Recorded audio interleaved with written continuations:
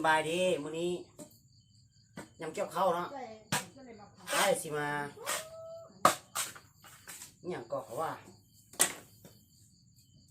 ถ้าต่อเนาะถ้าต่อสิไปมัดเข้ามื้ออื่นสิไปเกี่ยวข้าวให้น้องสายเนาะ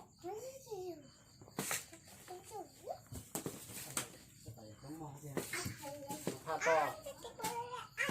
ก็muốn chơi tiếp này nó chơi bài chỉ nhỏ bao tự vũ lượng lắm đây này không phải chơi là chỉ nói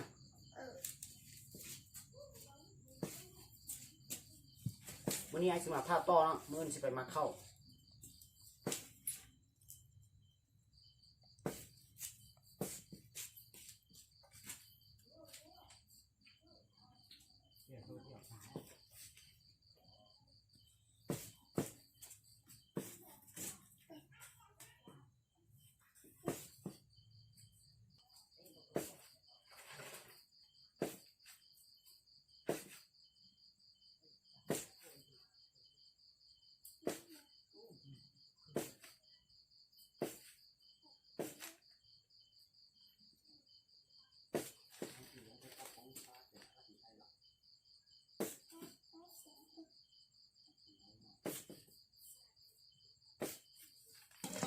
ได้แล้วเนาะ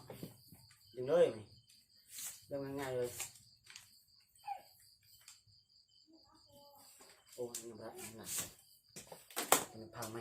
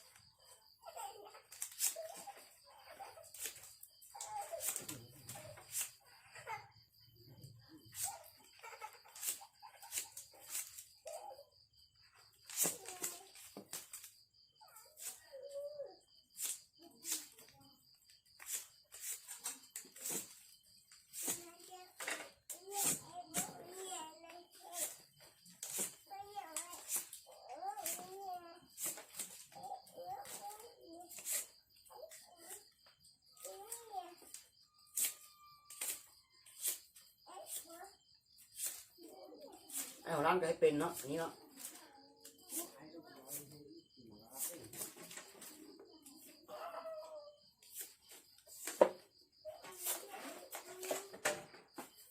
ผู้ใดพาโตเป็นมาแล้วสิพาสิเฮียนให้เนาะ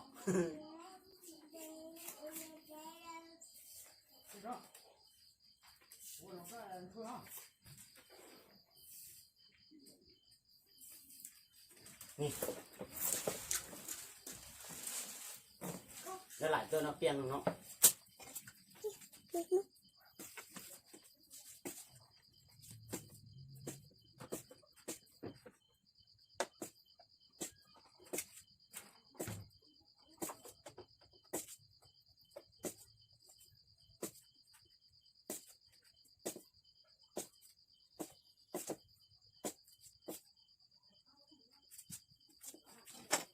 เนาะเจที่สองเลย